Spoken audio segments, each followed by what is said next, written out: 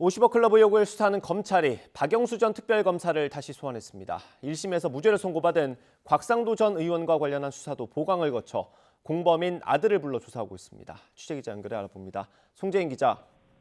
네, 서울중앙지방검찰청입니다. 네, 박영수 전 특별검사는 구속영장이 기각된 지 한 달 만이죠?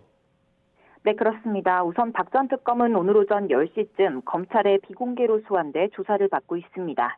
말씀하신 대로 지난달 30일 구속영장이 기각된 뒤 거의 한 달 만에 다시 검찰에 출석한 겁니다. 앞서 법원은 박 전 특검의 영장을 기각하면서 다소 이례적으로 자세한 기각 사유를 밝혔습니다. 우선 박 전 특검 혐의의 핵심은 지난 2014년 우리은행 이사회 의장으로 일하면서 대장동 일당 청탁을 들어주는 대가로 50억 원을 약속받고 현금 8억 원을 받았다는 겁니다. 첫 번째 영장 청구 당시 검찰은 2016년부터 박 전 특검의 딸이 화천대유에 입사해서 받은 연봉과 대여금, 퇴직금, 또 대장동 아파트를 분양받아 얻은 시세 차익까지 25억 원 규모의 이익이 결국 2년 전에 대장동 일당이 박 전 특검에게 했던 50억 약속의 실체를 뒷받침하는 배경 사실이라고 주장했는데요.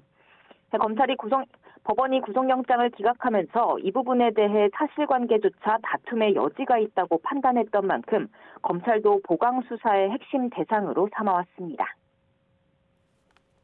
네, 오늘 조사에서도 딸이 본 이익이 핵심적으로 다뤄지겠죠? 네, 검찰이 조사에서 집중적으로 확인하겠다고 밝힌 부분, 박 전 특검의 청탁금지법 위반 혐의가 바로 딸의 이익과도 직접 연관됩니다. 앞서 검찰은 수재 혐의로만 청구한 영장에서 이 돈을 직접적인 범죄 사실로는 적지 못했습니다. 딸이 이익을 본 때는 2016년 이후로 박 전 특검이 더 이상 우리은행 이사회 의장으로 있지 않을 때였기 때문입니다. 하지만 영장이 기각되자 검찰은 해당 기간 박 전 특검이 금융기관 임직원은 아니었어도 국정농단 특별검사로 있었다는 사실에 주목했습니다.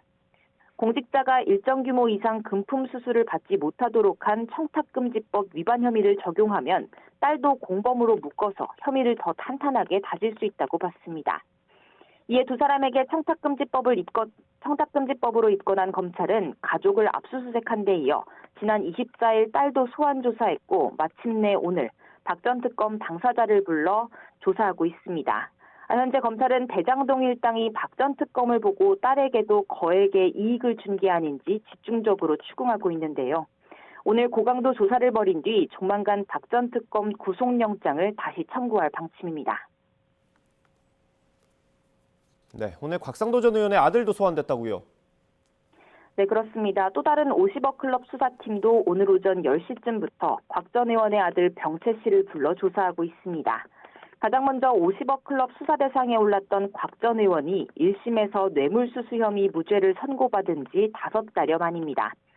곽 전 의원 혐의에 대한 검찰의 재수사 역시 부모와 자녀의 공모관계를 더 구체적으로 밝혀 혐의를 다지는 데 초점이 맞춰져 왔습니다. 앞서 1심 재판부가 곽 전 의원이 실제로 하나금융지주의 영향력을 행사했다고 보기 어렵다며 사실관계에 의문을 보인 건 물론이고 특히 아들 병채 씨가 화천대유에서 받은 이익이 곽 전 의원이 받은 것과 같다고 볼 수 있는지도 증명되지 않았다고 판단했기 때문입니다. 이에 검찰은 병채 씨를 뇌물수수 공범으로 입건해 수사해왔고 관계자 조사 등을 마친 끝에 오늘 당사자를 불렀습니다. 검찰은 오늘 조사에서 곽 씨를 상대로 화천대유에서 받은 거액의 퇴직금이 결국 아버지를 대신해 받은 게 아닌지 등을 추궁한 뒤 조만간 곽 전 의원도 불러 조사할 방침입니다. 지금까지 서울중앙지검에서 YTN 송재인입니다.